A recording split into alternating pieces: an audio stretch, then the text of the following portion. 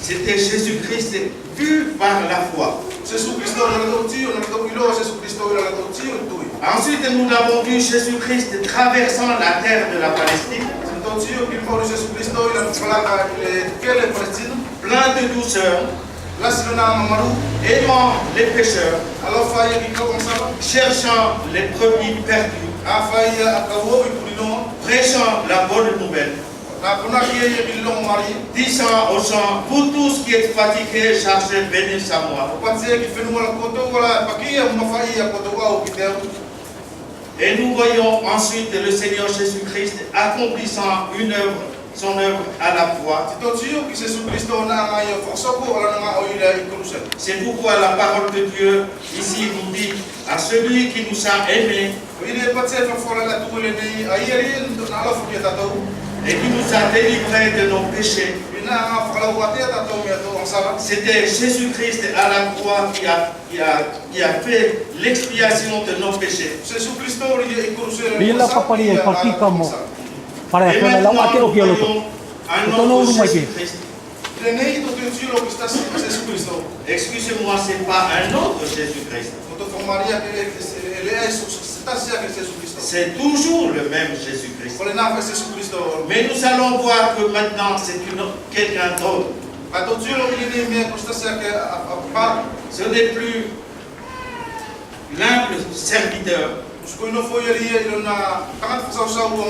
Et nous allons voir comment il est aujourd'hui. Moi, Jean, votre frère, je souffre avec vous. Avec vous, j'appartiens au royaume de Dieu. Avec vous, je reste patient en étant uni à Jésus. Je suis déporté dans l'île de Patmos parce que j'ai annoncé la parole de Dieu et que j'ai été le témoin de Jésus.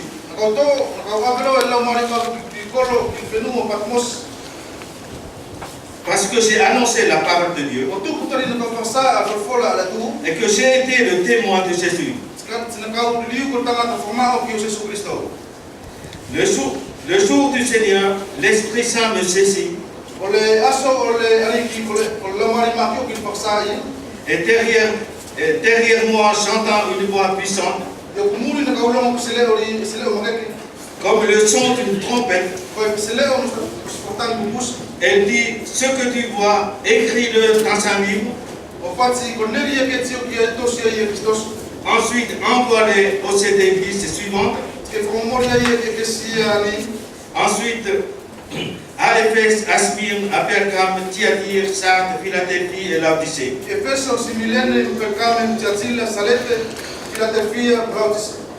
Juste une petite parenthèse.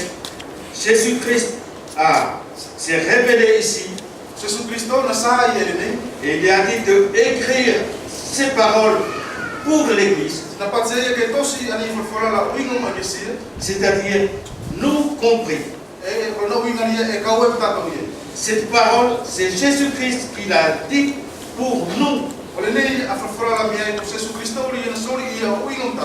Et il a dit d'écrire pour que ça arrive maintenant à nous.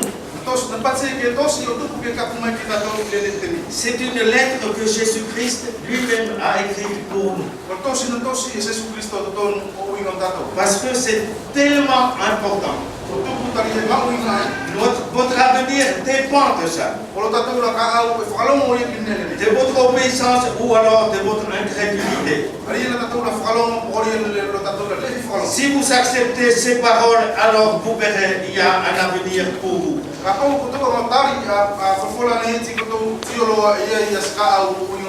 Mais si vous ne recevez pas ces paroles, alors l'avenir sera catastrophique pour vous.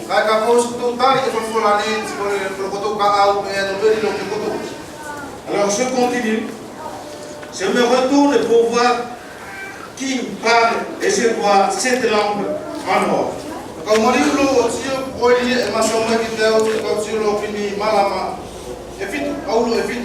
Au milieu des lampes, il y a quelqu'un qui ressemble à un homme. Il porte un vêtement long et une ceinture en or autour de la taille.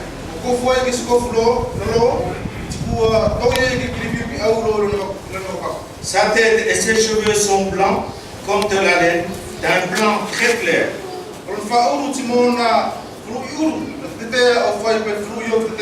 Ses yeux brillent comme du feu. Ses pieds semblent faits d'un métal très solide.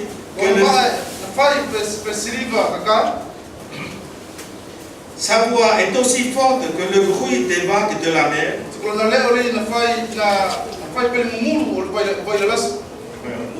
avez entendu cette nuit et puis le jour de la tempête, le bruit de la mer. Ça veut dire quand il parlera, c'est une voix, ce n'est pas la mienne ce matin. Et ça sera une voix et qui fera trembler n'importe qui.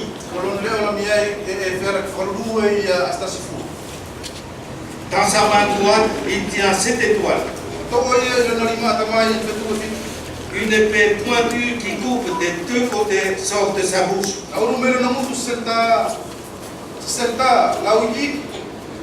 Son visage brille comme le soleil à midi.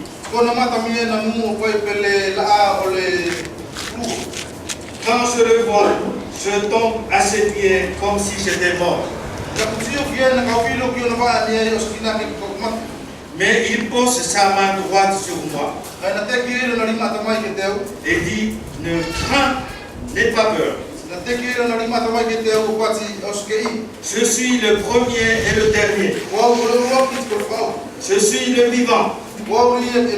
J'étais mort, mais maintenant je suis vivant pour toujours. Et j'ai le pouvoir sur la mort et sur le monde. C'est mort. Écris donc ce que tu as vu. C'est pourquoi ce que tu as vu, nous l'avons ce matin. Et je vous invite ce matin à bien faire attention à ce que le Seigneur veut dire pour nous ce matin. Parce qu'un jour nous saurons des comptes à lui rendre. Un jour nous comparaîtrons tous devant lui.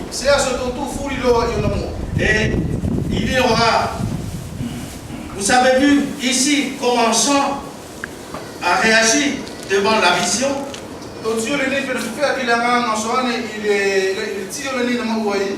C'était la vision de Jésus-Christ glorifié. Ce n'est plus le petit enfant à la crèche. Ce n'est plus le berger qui traverse les villages de village en village. Ce n'est plus celui qui était sur la croix sous forme de serpent.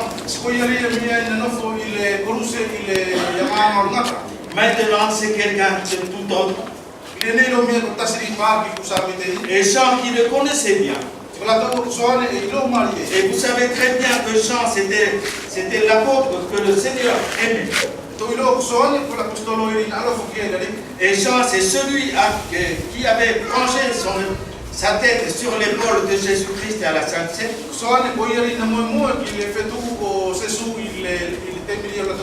C'est-à-dire qu'il se connaissait très bien. Mais maintenant, il voit celui-là. Il voit le même Jésus-Christ. Tout a changé. Et qu'est-ce qui lui est arrivé? Il est tombé. Et pourtant, il connaissait Jésus-Christ. C'était une vision effroyable. Il ne pouvait pas supporter cette vision. Comprenez, je vous ai dit tout à l'heure que sa voix était comme les eaux.